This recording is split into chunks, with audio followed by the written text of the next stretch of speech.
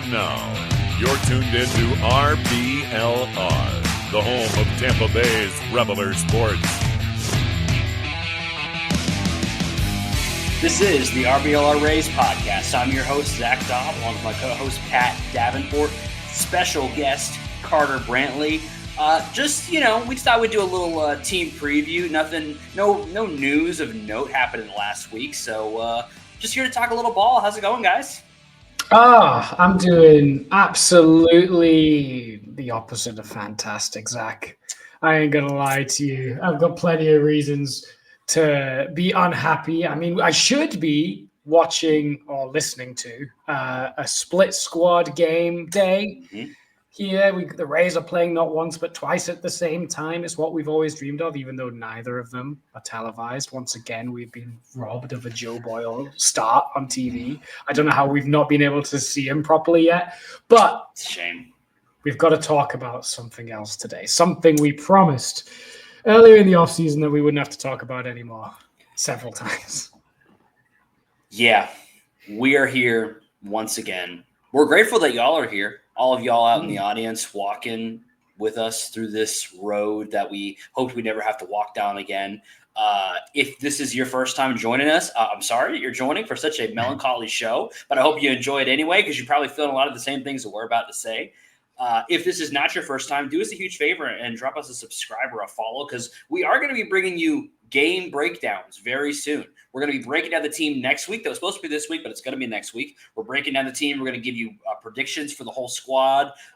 We're going to predict the record, all that kind of fun stuff. Postseason stuff is going to be fun next week. But for now, unfortunately, we got to talk about the stadium once again.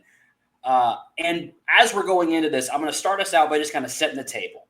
I'm going to lay out everything that's happened, lay out kind of both sides of the issue, and then I'm going to kick it to Pat and Carter, who we appreciate joining us today. Carter, you may know him from the Bucks show if you follow the other shows, as you should.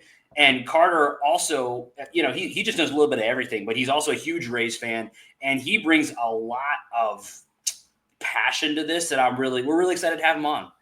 Oh man, I don't know if passion's probably a nice way of putting it. Maybe it's unfiltered and uneducated, uninformed, whatever you want to call it. But yeah, definitely coming at it from the fans' perspective more than even usual, which is usually my perspective, especially with the Rays. But it's definitely not maybe not as grounded in reality as I usually am. But it's depressing, it's frustrating, it's not a fun time.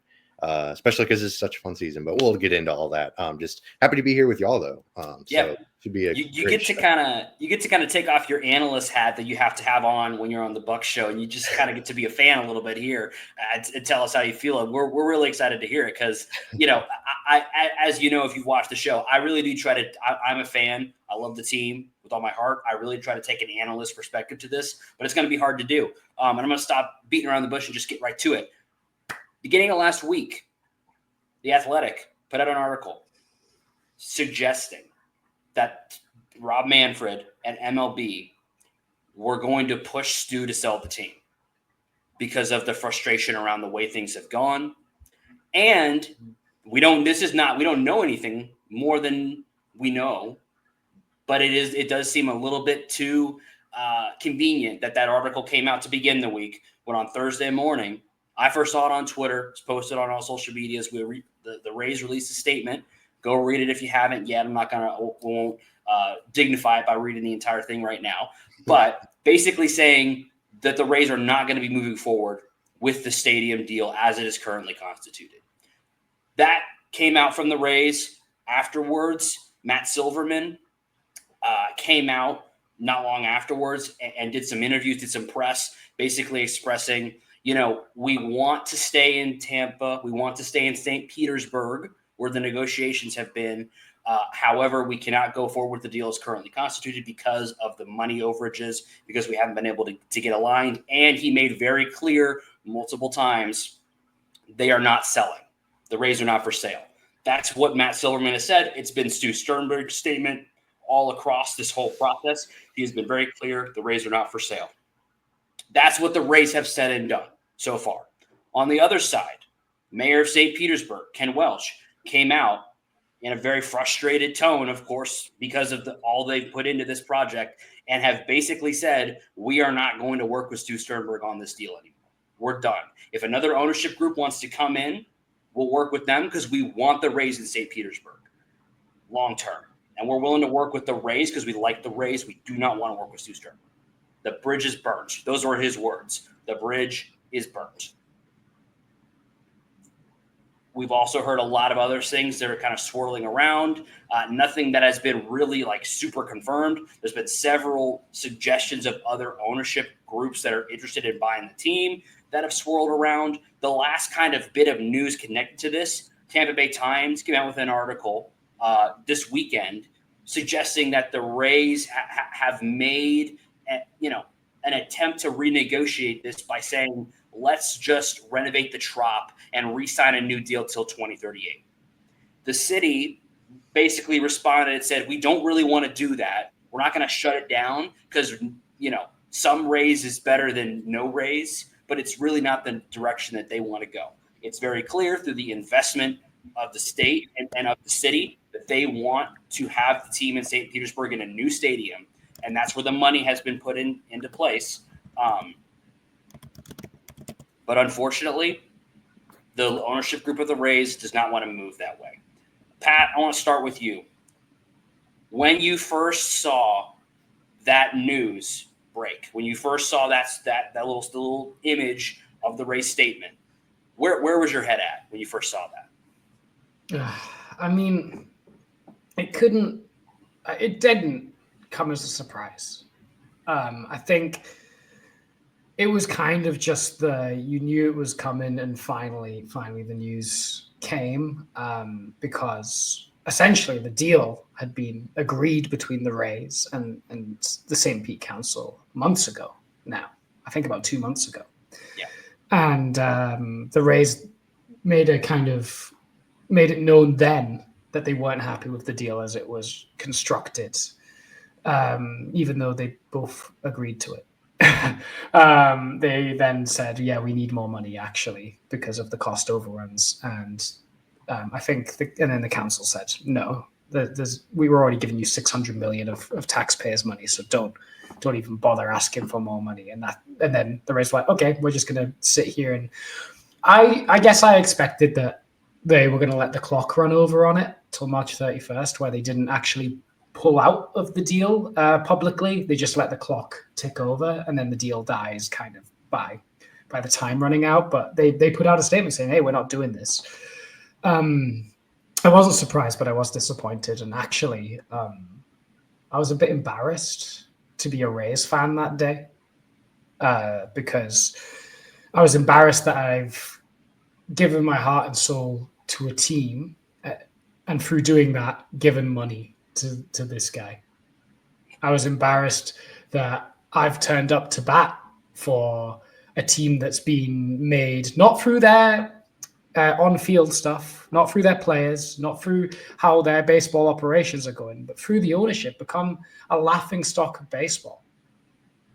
The Montreal incident in the playoffs a few years ago, our owner actively decided to say, hey, we're looking to go away during a playoff game. Yep. I'm embarrassed that I attribute myself with this team sometimes, not because of any of the players, but because of the ownership, and that I've even said a single positive thing about this guy when he clearly does not care about any single Rays fan at all. All he cares about is his own wallet and his money, because to him, the Rays are not a baseball team. They're an investment opportunity and a business opportunity. And as the owner, that's his prerogative. But I think any single person on the planet knows that a sports team is way more than an investment opportunity for thousands and thousands of people. It's something that people dedicate their lives to, that give a lot of emotional stock into, and to kind of disregard that and take that for granted, and to disregard the thoughts and feelings of thousands of people because you want to make money. It's embarrassing for all us Rays fans, and it's quite frankly disgusting on his part. And I'd rather hand it over to Carter, because he's someone that's there in Florida and has had to deal with this on a much more first-hand basis.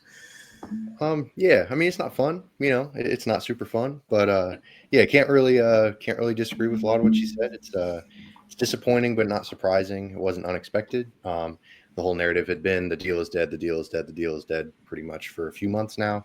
And yeah, it's depressing because like you said, at the beginning of this, Zach, we were we were all saying, "Oh, so great to not have to talk about this anymore." And then the whoever the blame is, whatever side you want to blame, that's not the case. We're still talking about this, and yeah, truly disgusting, truly disturbing, but not unexpected. And I this is me taking up for Stu Sternberg slightly, so please forgive me. But any sports owner would probably act this way. Unfortunately, the majority of them would absolutely act in their own self-interest. So this isn't really necessarily just a comment on Stu Sternberg. It just so happens that he happens to be the guy that's doing it most recently. So it's definitely a broad stroke to brush. But yeah, it's really weird. It's really gross that you can get as much money as they have been agreed to, like this just $600 million or 700. I don't even remember the exact number anymore because it's just been such a frustrating time. Yeah, you get that much money from the public and you just leave it on the table, essentially just because out of spite or out of self-interest, whatever the reason may be. So you could, like I had reserved myself to, these stadium deals are all awful for the public. None of them actually end up working out economically, but we might as well take the best one available or whatever the case may be. And they did that. I truly felt like this was probably the best of all the awful options for the city and for that area. Because you drive around Pinellas and St. Pete right now, and it's depressing. It's not fun. There are a lot of areas that could really use $700 million to fix some things up after a hurricane. But I know that's not how local government works. I know that's not how the budget works. But it's still disheartening. So yeah, it's just, yeah, I don't know. It's so mind-boggling. The Saints went through this when Hurricane Katrina hit New Orleans. They were going to move to San Antonio or whatever. They ended up staying under the same ownership. So maybe that still happens here. But yeah, I don't know. Just really depressing. It's hard to see a light at the end of this tunnel at this point. I know a lot of people say, oh, selling is the most logical option. But in my mind, the most logical option was just to take this deal. So that no longer even applies. Like logic, common sense, like doing what's best, making the most profitable decision. It just doesn't seem to matter. So yeah, I don't know. Just really depressing, really disappointing. Not much else to say. If we were to, and I'm going to kind of, as you said, take up for Stu Sternberg, not really take up for him, but kind of explain his side of the deal, because I think from our perspective, it doesn't make any sense why he operated this way. The reasoning that they would give, and they have, and if Stu Sternberg were sitting on this podcast, which he probably never would, but if he were sitting right now and we asked him, why did you do this? The reason he would probably say is, when the county kicked the can down the road right after the hurricane, that was sort of acceptable. October 9th, things have just happened. We want to wait a little bit for the vote. We kicked it down the road to the end of October. When they, at that time, chose not to hit the go button on a deal that was already in place and spend the money that could not be used because this money was collected through the tourism tax and through several other means that could only then be reinvested into tourism, like the Rays, that money could not be used for hurricane relief, all that kind of stuff. And they continue to hold off on that in the wake of the hurricane. That resulted in the Rays incurring costs. And while the Rays did sign in the agreement that they would cover overages, they view it as the county caused the overages because they could have just pulled the trigger and moved the deal forward. They chose not to. And now the Rays are looking to pay a significant amount in their eyes over the original. We have heard several numbers thrown around, anywhere from 11 million to 50 to 100 million in overages. As someone who works in this sort of construction and commercial side of things at my day job, there is some truth to the fact that when you bump things down the road like this, costs do increase. So there is some truth to that. However, where I'm going to chime back in as not Stu Sternberg's lawyer, and back in as Zach Dobb, is to say, I don't think the overages that were incurred were so significant that it would invalidate the deal that was already in place. Like you said, Carter, hundreds of millions of dollars from the city to build this amazing stadium, a development. It's a win for everybody. And Stu Sternberg said, I don't want to pay some overages. And I am a person who has no sympathy for billionaires. I have made this clear multiple times. I'm sorry. I don't care. If you can't afford it, you can't afford it. Anybody, if you go and talk to any kind of money management or economic management person, and you go to them and you say, I want to buy this car, and they are going to ask you back, can you afford it? And you might say, well, I have, let's say the car is $20,000. I have $20,000. And they're going to say back to you, okay, that's cool. Do you have the ability to continue to keep it up beyond? Can you pay for the gas? Can you pay for your tires? Can you keep the car up beyond, where it is right now? And if you go back to them and say, no, I don't have that money, then they're going to say to you, you can't afford it. Stu Sternberg clearly has the money and had the money to buy the franchise and to keep it going. Right now, the Rays are a Lamborghini, because when you look at the actual baseball side of things, they are a Lamborghini or Ferrari or Corvette or whatever you want to say that is being kicked along, oil change to oil change, new muffler to new spark plug at the very end of the life, just being kicked along by somebody who either can't afford it or doesn't feel like spending the money on it. And the car is still running because it's a great car. It was built really well, but it's just kind of continuing to run, and it could be leading the league. It could be lapping everybody else in the field. But instead, it's just being kicked along the can, one maintenance by maintenance, moving along. And now the car needs a new engine. And instead of, saying, hey, my insurance is going to kick in $300 for the new engine, and I just have to kick in the other $300, which is not even close to how much an engine costs, but just go with me. Right. I'm willing, and they're going to say, well, actually, it's going to actually be slightly more than we originally quoted you. Can you kick in the others? The insurance is still going to cover like around half of it. And he's saying no. And so now the car is sitting in the garage trying to go, but it has a bad engine. And here we are trying to figure out what's going to come next, trying to, focus on baseball, enjoy the season. And here we are. And it's so frustrating as a Rays fan.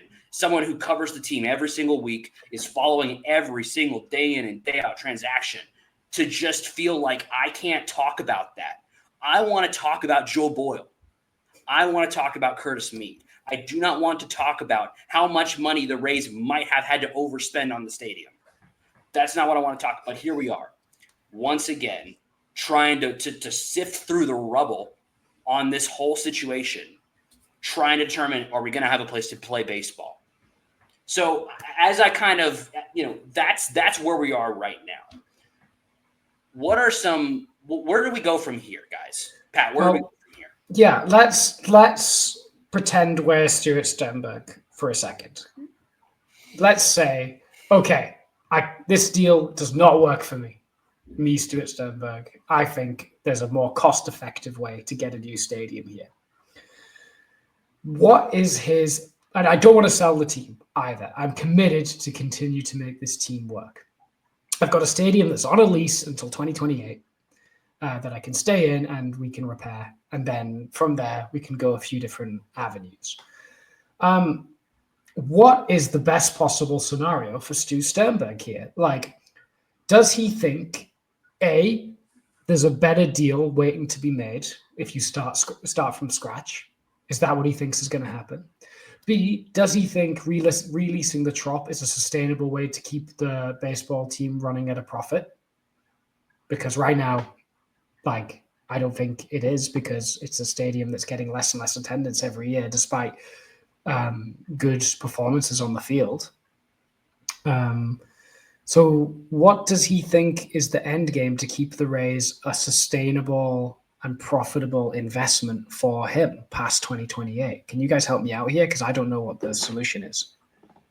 Yeah, I don't know, other than just relocating. Like that's the real solution. That's what makes it so discouraging, right?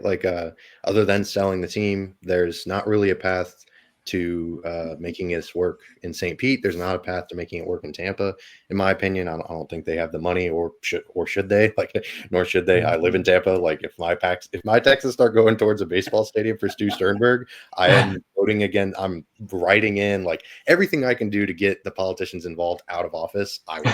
That's just just so gross. I get that technically the residents of St. Pete weren't paying for this new stadium to begin with, but that would be anyways, that's something I don't have to talk about. But yeah, I don't know. Just that's what makes the whole idea of like, oh well, there's still hope, there's still a chance that they stay, so uncompelling to me. Like it makes it so frustrating. Like I don't know, because that 400 million that they were trying to get from the city and the county, both like the 200 million each to renovate the Trop, that just seemed like not quite the sister plan in terms of the sister city plan in terms of like stupidness and like disingenuine ideas, but it was nearing it. It was getting close. Like, that's such a ridiculous idea to me.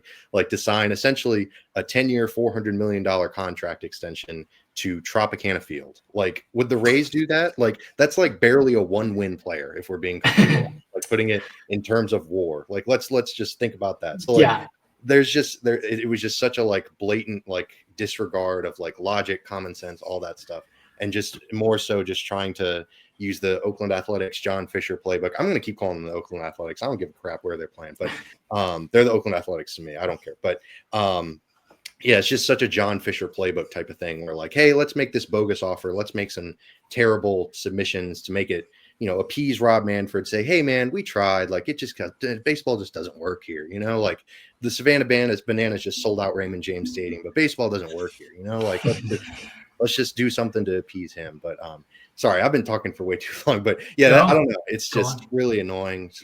Oh God, just can't even get over it. What about relocation then? Do you think MLB would even allow that, considering that they made it obvious they want to expand? Would they instead go, fine, we're not going to expand by 2 teams? Or maybe we are going to expand by 2 teams, but also relocate the Rays? Is that a viable thing that can happen? To me, yeah. Like, it's not like there's only 2 cities that would be willing and able to get a baseball stadium there. Like, it's not just Portland and Nashville. Like, it's also San Antonio, like potentially, like just there's a bunch of different cities that could work for that. So the idea or the notion that like, oh, well, relocation is off the table because MLB is trying to expand doesn't hold a whole lot of water to me. Like, I definitely understand the idea that like, hey, MLB wants that $1 billion expansion fee. Like, totally get that. That's huge money for them because it's Major League Baseball, kind of a dying sport, but that's what they want. That's what they're going for. But that doesn't mean that they can't get a third one. That doesn't mean that they can't allow for the Rays to move somewhere and then establish 2 other new franchises. So yeah, I don't know. I don't know how much weight I put on that. Because MLB's already invested in this area with spring training and stuff like that. So they can say, oh, well, we've already kind of got some stuff in Tampa Bay. So it's okay. We can leave. We're good. We're kind of tapping into that market, even for just a month. Minor league baseball is huge around here. So yeah, I don't know. I don't really see Major League Baseball as saying like, oh, like we have to stay in Tampa. That to me is all very just word of mouth, just kind of. But I hope it's true. I would love for it to be true. I'd love so much to be wrong. Like that would be awesome. But how much do you guys buy into the reports earlier this week that MLB are kind of lightly pressuring, I suppose, the Rays to sell the team? I don't. Not at all. That seems like a load of BS. They didn't pressure John Fisher. But Zach, I don't know if you feel any differently. Yeah, I actually do feel a little differently. And the reason is because I don't know that that MLB wants to stop at 2 expansion teams. I'm not sure that that's where they want to end. Mm-hmm. One of the things that Rob Manfred has said is that he plans to retire in the next 4 years. Mm-hmm. And before he does, he wants expansion to happen. What we don't know is how many. The teams that we've heard about, the places that we have heard repeatedly that are interested in having teams are places like Charlotte, places like Nashville. There's a few other ones out there.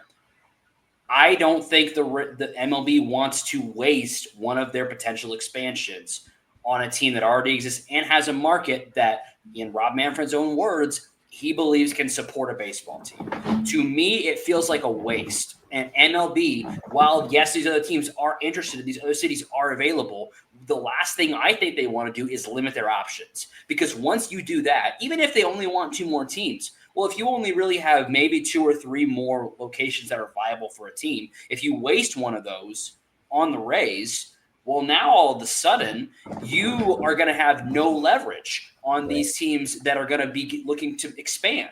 It's going to become more difficult in that negotiation. I don't think that the MLB wants to do that. They want to keep the Rays there in Tampa or in St. Pete, from their perspective, I don't know if they care that much.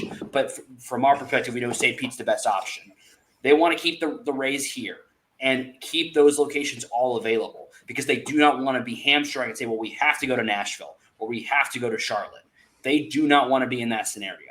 And so I believe that Rob Manfred saying that we want the Rays in St. Petersburg and Tampa is not all bluster. I think it's true. And I also believe that Rob Manfred has been pressuring Stu, which is why to kind of get back to the question that you asked, Pat, about what's Stu Sternberg's end game.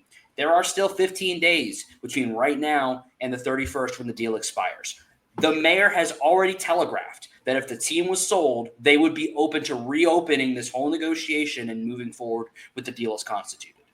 So to me, as much as they want to say they're not selling this, what else would you say if you wanted to sell something and wanted to raise the value? Right. Other than I'm not selling. For sure. Of course, they're going to say they're not selling. Now, they may really not be, but I don't believe it. I believe that Stu Sternberg is just waiting. I believe that initially what his plan was to build the stadium or at least get the deal locked in and then sell the team.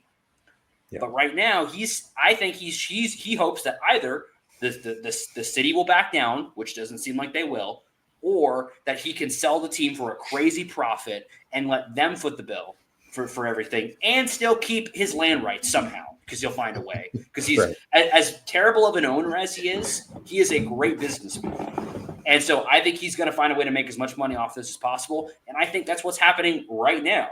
I don't have any sources. I don't have any inside information, just my intuition. The fact that they didn't just let this thing die on the 31st, but came out and said, we're done with this, is to me telegraphing that they are trying to sell the team. I don't know if they will succeed, but I think that's where they're at. Because I think Stu is just looking to make the most profit. I think he knows, because I think Rob Manfred has told him, this is, again, just my speculation, nobody, you're not moving. You figure it out, or you sell the team. And so Rob Manfred has elected not to say that aggressively, that publicly. And again, this is all just speculation on my part. I have no inside information. But that's where I think we are. And so where that leaves us is with 15 days between now and the March 31st date for someone else to buy the team. I don't know if they will. I couldn't even make a prediction on that. But I kind of think that's where we are because I don't think the MLB wants the Rays to leave the St. Petersburg, Tampa area because they want to have as many slots available when expansion comes up once this is solved. Yeah. I mean, Manfred does have a bit of an interest because he kind of stepped in when Stu and the St. Pete Council were at their first impasse. Rob Manfred stepped in and said, hey, if you're not going to talk to him, talk to me for a second. And kind of, not entirely, but it was a part in them coming back to the table. So there's got to be some kind of interest there. Yeah, and like you said, I mean, Rob Manfred has shown a proclivity to step in. He even talked to the Florida governor, who has expressed, they want to stay in Florida, which was kind of a disturbing omission of Tampa Bay, but whatever. So I don't know, and all that makes completely logical sense. Like that would be the smart thing to do, and I hope that happens. But like I said, the smartness has seemed to leave this scenario. There's a lot of weird stuff going on, and there's a lot of like proclivity for just like nonsense. So, for lack of a better word. So there's a lot of weird stuff going on. So all the intelligent things would seem to just go out the window. But like you said, there's still 15 days. And I don't know if y'all have seen, it's this really interesting and kind of silly documentary about the founding of the Rays and how it all came to pass. And like the Chicago White Sox were potentially coming to Tampa in the 90s. And it was like down to the last 5 minutes. And apparently like a Chicago City Council person adjusted they had the hand clock in the lobby, and he adjusted it to like add 5 minutes to the clock to renegotiate and keep the White Sox in Chicago. It's a crazy story. I don't know if I got all the details completely accurate, but basically just like, these things can literally come down to the last minute. So there's still a bit of me that's hopeful, but the majority of me is like, as much as all this stuff sounds logical and more, the most likely scenario is, the Rays staying in Tampa. I always thought that the most likely scenario was that this amazing deal, this sweetheart deal that they just got, was still going to be in play. But unfortunately, it doesn't seem to be anymore. So, yeah, I don't know. It's it's a lot. It's weird. Yeah. Yeah. But that's a big, it could be worse. We could be the Chicago White Sox right now. I don't know. The White Sox aren't going anywhere. Like, I'd rather be the Chicago White Sox because at least they I ain't can going. say, I'll tell you where they're not going. The playoffs in the next 5 years. Yeah, they might not be going anywhere in the actual baseball world, but they're also maybe not going anywhere geographically. That's so true. yeah, I don't know. That's true. You win some, you lose. A tough comparison. I do feel some, you lose some. We make fun of the Chicago White Sox all the time for being the lowest quality of MLB franchise. If you look at your wardrobe on a daily basis and you say to yourself, the quality of this wardrobe right here is the Chicago White Sox level, then I have a solution for you. It is shop.RBLRsports.com, where you can get 10% off all of the best merch inspired by your favorite Tampa, St. Petersburg sports teams, the Rowdies, the Bucks, the Lightning, the Rays, and the Sun. It's all there. Shop.RBLRsports.com, promo code FLAPPY for 10% off your entire order. Perhaps the best ad rate of all time. Just delivered by great me. Transition. Trying to find a way to work in the ad to one of the most depressing episodes of RBLR Rays that has ever existed. Right. Shop.RBLRsports.com. Yeah. Yeah. I might have to use the Cleveland Browns to transition into the RBLR Bucks ad read our next episode. Yeah, once you buy a RBLR tee or piece of merchandise, you know that's actually hashtag here to stay. That's facts. We're not going anywhere. Yeah, we're here every week. The t-shirts are always fire as well. That ain't going to change. I think maybe the most sad part of all this is that we brought Evan Longoria out to do this trailer, and it's all unbelievable. Yeah, they besmirched the good name of Longo for this nonsense. I'd love to hear his thoughts on this because Trisha Whitaker has been very vocal on Twitter. Yes, kind of talking some as much smack as you can as like a national media member, because you still have a job to do and you still have to play nice. But she's been pretty outspoken about, hey, this is very silly, this is very ridiculous. So I'd love to hear Longo's thoughts. I don't think he's very active on social media, so we might not, unless he has some burner accounts, which who knows. He lives a blessed existence, not being exactly on social media all the time. Yeah. You know who else's thoughts I'd like to hear on this entire thing? All of you watching.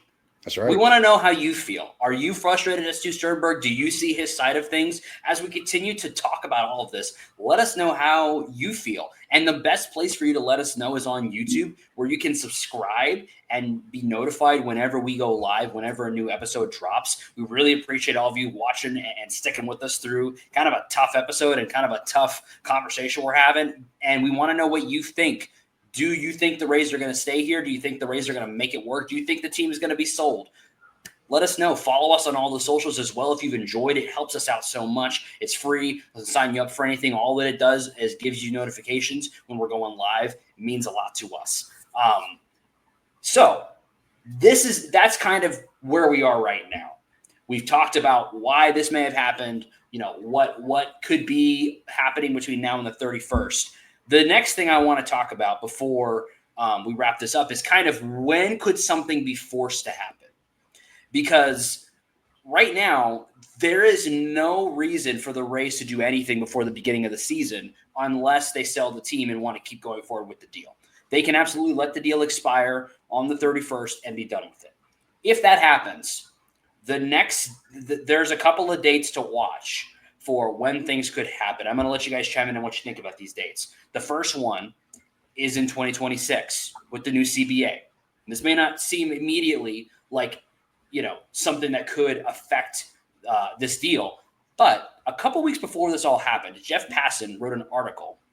And in that article mentioned that one of the dates that something that if this deal does not go through, one of the dates to watch is the CBA. And the reason for that is with potentially new expansion teams being held off, with new ad revenue deals coming down the pipe, all that happening, if the Rays are still holding up expansion, if they are still not playing nice with the city, the other owners could look at the Rays and say, you are holding up our money. You are preventing us from making more money through ad revenue, through these deals we want.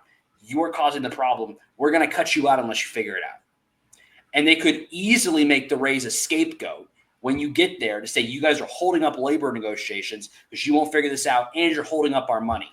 And Rob Manfred, as the commissioner, we know that he wants to get expansion happening before he retires. If we get all the way to 26 and nothing has happened with the Rays, you know he's going to be frustrated because he wants to have that all locked in before he retires. So I think if we get to 2026 and nothing has happened, there's going to be some real heat put on the ownership group. What are your thoughts, guys? Yeah, I think that's a really interesting point. The CBA stuff is going to be just as depressing as this, if we're being honest. I do not see there's a lot of gray clouds. What's the Yoda quote? There's the dark side is clouding. The dark side clouds my visions. Exactly. Impossible to see. Yeah, it's shameful as a Star Wars fan that I couldn't recognize that quote. But anyways, no, but yeah, I think that's a really dark area for sure for baseball in general.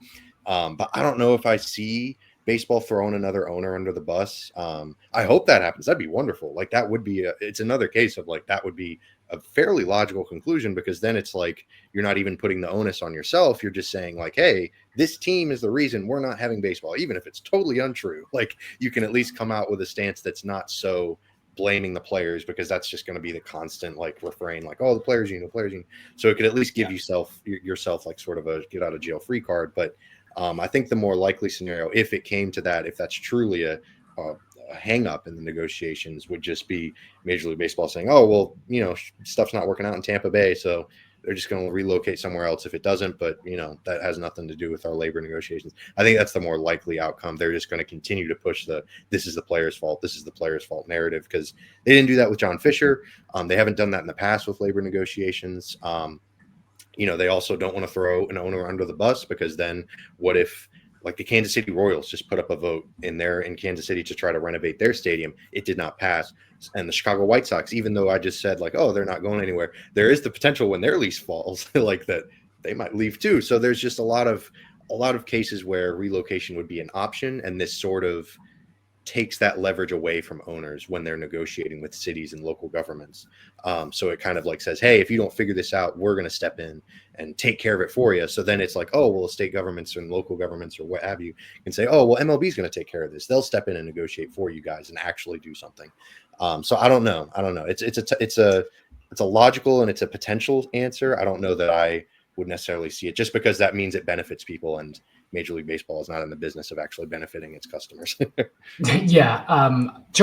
Rob Manfred's made it pretty clear in the last CBA negotiations that he is firmly owners first as a commissioner. But he's only owners first because he is acting in the best interest of Major League Baseball. And as long as said owner is in control of a team that makes Major League Baseball money, right, he will support them. However, maybe the difference, like you said, Zach, is that Stu Sternberg might actively be costing Major League Baseball money by causing all of this turmoil. And that's where Rob Manfred might suddenly go, hold on, I'll back you, but you got to back me. And right now you're not backing me, Major League Baseball. So that could be interesting. I don't know if that will happen within the CBA negotiations. It might in the build-up, because he's already got his hands in the picture, Rob Manfred. And I think he'd want to not muddy the waters of the CBA by getting this situation involved in it. But I think he could definitely stick his hand into the pot for sure and start pressuring Stu Sternberg more personally. Yeah, I think the CBA as a whole, let's not even think about it, because it's going to be horrid. The other thing to think about is if the trop is still in limbo at that point, the other conversation is, are the Players Association going to say, hey, man, we have one of our teams where they do not have, they do not have a stadium where they can play and facilities where they can play that meets our standards. Right. Like we were too with Oakland. Correct. And so it's like we were okay with this because of a hurricane, but y'all are not figuring it out. This is no longer the hurricane's fault. Once you reach the end of opening day 2026, because the word has been that the stadium could be ready for opening day 2026 if they get started on working on it now. So if we get to that point and they're not in there, and then we get to the end of the season and it's still not ready, they can go and say, this is no longer the Hurricanes' fault. This is your fault for not figuring it out, and you and the city's fault. So y'all need to figure it out because our players don't want to play here. And unfortunately, we'll be talking about this probably a lot when the labor negotiations come around. Hopefully some cooler heads will prevail and things will get figured out, which maybe also is too wishful thinking on my part. But that's there. The other date, if for some reason they get through all of that and have no new stadium after that point, the next date is when the lease runs out in the Trop. And if we get to that point and there's still nothing, to me, that's where I start to become really, really concerned. If we are getting close to that date and we don't have a plan. Yeah, because stadiums don't just spawn in, right? They take years to build. And even with wishful thinking, even with like pouring everything into it, max effort, it's probably going to take 3 years to build. Easily.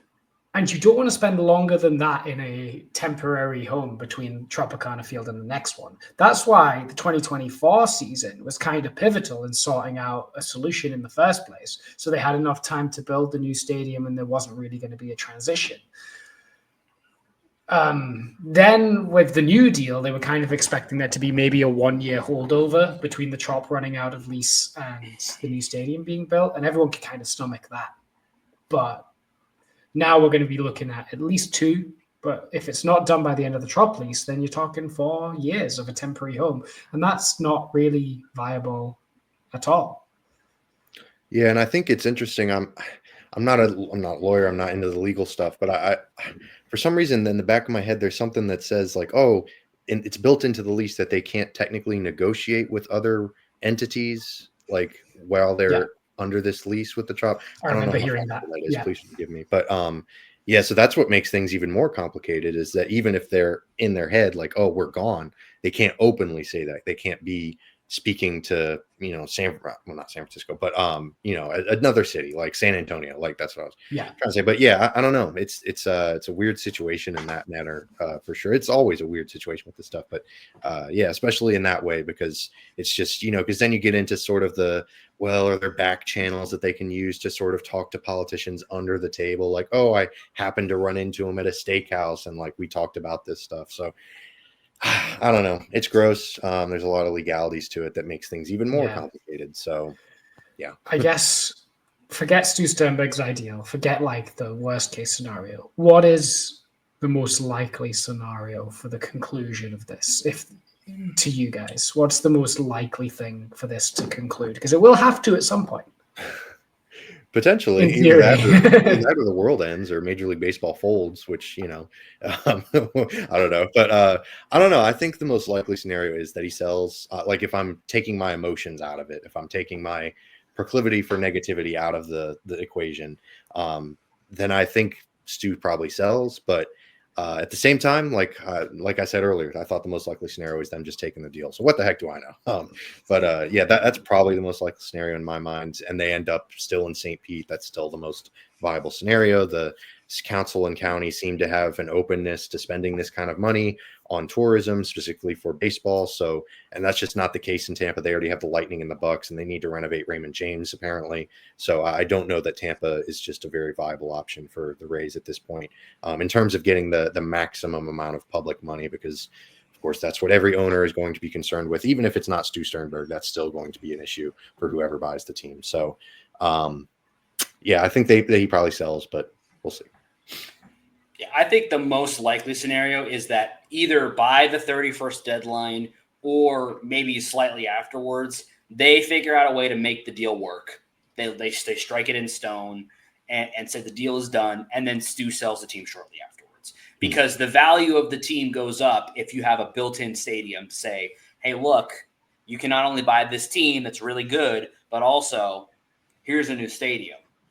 And here's all this stuff. And I think, when we've been talking about selling the team, the one thing that I want to kind of throw in there as we're kind of wrapping up here, the thing that concerns me the most about selling the team is what the new ownership group will do. If one came in, what they would do with the existing baseball operations people. Because I think we can all agree, our loyalty is to the Rays, and it is to Eric Neander and Kevin Cash and the players. I don't think a new ownership group would just get rid of a bunch of players. There is potential for a new ownership group to move on from Eric Neander. It's possible. Because when a new ownership group comes in, they want to do it their way frequently. Yeah. I would not want that because I believe you already have the best group. I don't think there's a better option out there. But then again, what kind of owner are we getting? Because when we bring in another owner, we're just, in a perfect world, we just bring in another person who wants to spend more than Stu, but like Stu is willing to kind of stay out of the baseball side of things and say, y'all are really good. I'm just going to sit back here and watch. What happens if we get an owner that comes in and says, well, I want to be like Jerry Jones and I want to I want my hand in it. But that could happen. And so this is where this is also gross because like we've always said, the simplest thing to do was to just go forward with the stadium as is. As much as we don't like Stu, we can keep Eric, we can keep Kevin, and they can keep running, and maybe one day Stu will decide to spend more. If he sells the team, it brings up the possibility that those guys get let go. I would hope that an owner could come in and take a look at his employees and say, these guys are really good, I'm not going to mess with it. But I can't say that for sure. We're gonna be at the whim of whatever that owner comes in. And again, if he comes in and says, I want to be Jerry Jones, there's nothing we can do about it. Right. Yeah. And rich people are famously, they're not control freaks at all. They don't think they know what's best. That's not their personality at all. Never. But I feel you though. That's a huge risk. And I think for once I might be more optimistic than you in this aspect. I think a new ownership would at least be intelligent enough to recognize because they're rich and they want control and all that stuff. But you don't get that wealthy just by being a dummy. You can at least recognize, like, for the most part, Jerry Jones excluded, of course, you can, for the most part, recognize like, hey, they've got a good thing going. They might just need a little bit more help in terms of, payroll flexibility and whatnot. I would hope that's the case, but obviously, like you said, there is a very real possibility that does not end up happening. And unfortunately, Eric Neander and Kevin Cash might become casualties of a weird fight for power struggle or whatever. I hope that would be the best case scenario is obviously that not happening. But it's a possibility, unfortunately, with never predict this stuff.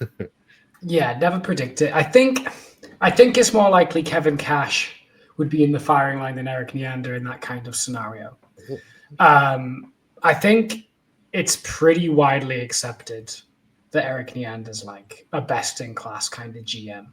Mm-hmm. You're not just going to, unless you like wanted to throw like a load of money at Andy Friedman. There's not really many comparable GMs where the entire industry agrees they're like a best in class kind of GM. Yeah. Kevin Cash, however, is a more divisive figure in the baseball world. We all totally agree that he's a great manager and think he's, maybe the best manager in baseball, if not at least in the conversation for the past, at the very least, the past 7 or 8 years. But there are lots of people that think he's not all that. And maybe an owner would think that. I don't think anyone said, oh man, Eric Neander sucks. I've never seen that from anyone, but I have seen that from Kevin Cash. Yeah. So I think he's more likely to be in the firing line from an owner that might not be as smart about baseball and is kind of a fan, right? Right. He might go, this guy pulls Blake Snell in playoff games. He's not a winner. Yeah. But nobody would go, oh, Eric Neander drafted Blake Snell. What a loser. You know what I mean? So yeah. I think Eric Neander, you don't grow GMs like that on trees, but like you could like managers are much more subjective in what a good one is. That's true. And especially nowadays, they've sort of become just extensions of the front office.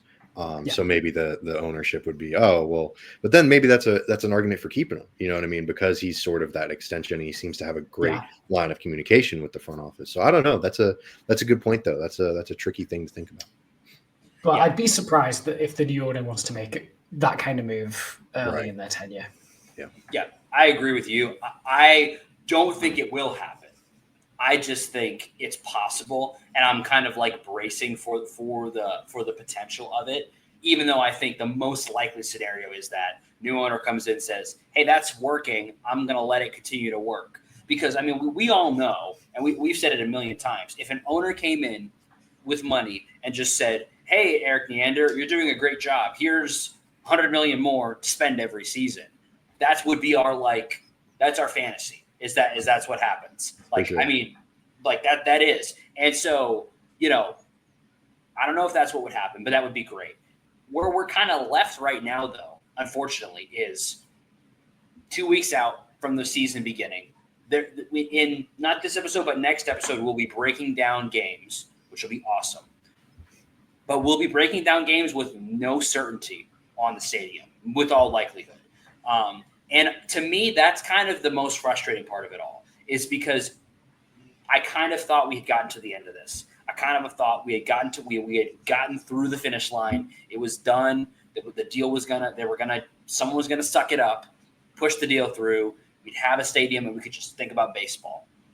But we can't do that. It's going to be in the back of our heads. We probably won't talk about it too much on this show unless there is real concrete news. We're not big on speculation or somebody on Twitter said, but we will, if there's news, we'll talk about it. But, it's going to be in the back of our heads, all season long, I kind of think.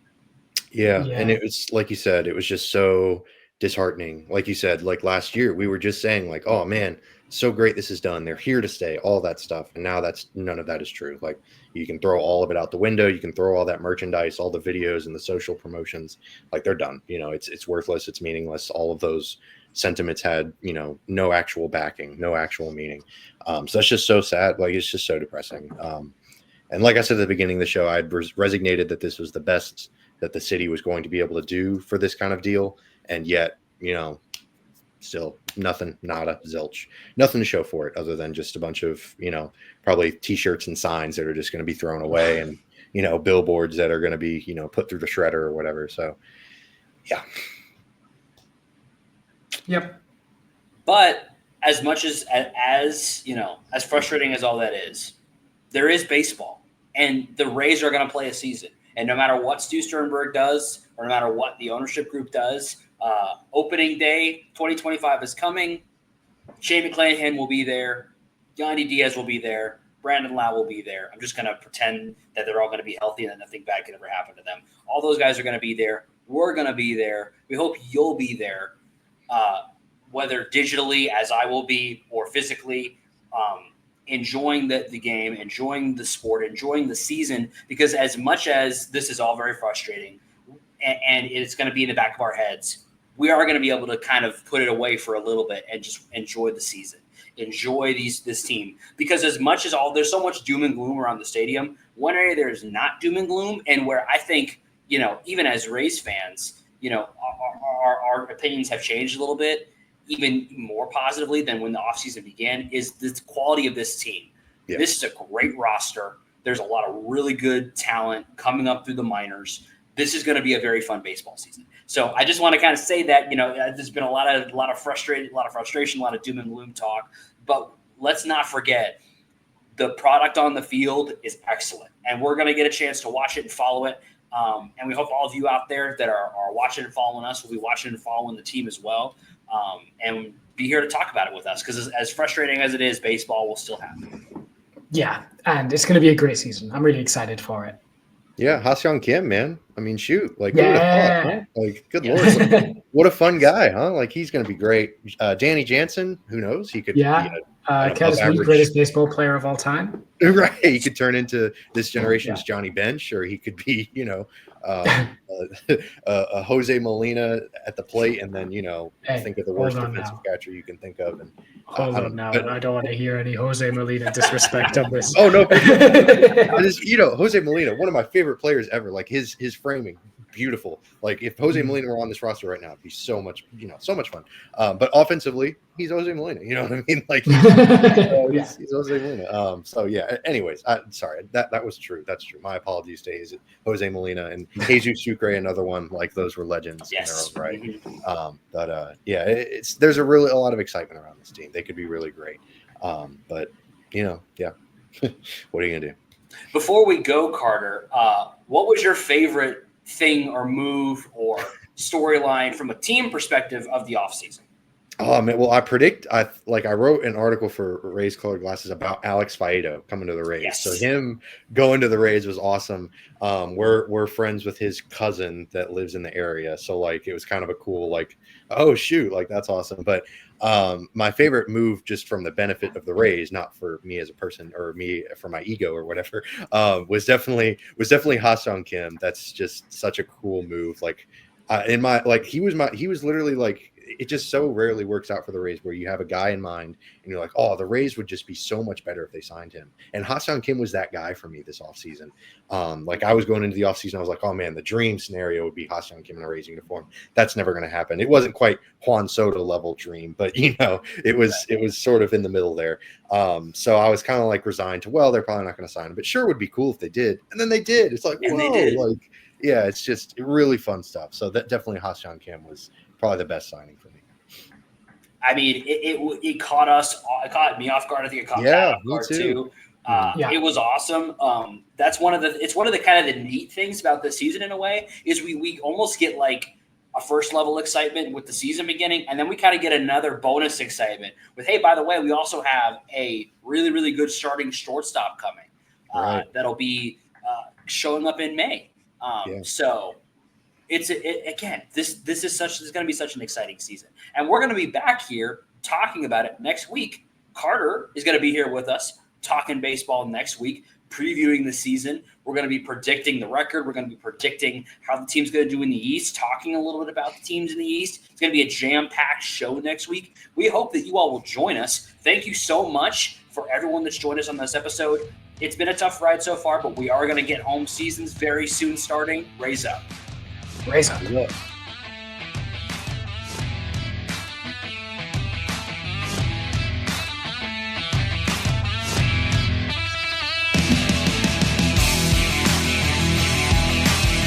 Thank you for tuning into this presentation by RBLR Sports. On your way out of the stadium, please remember to like and subscribe.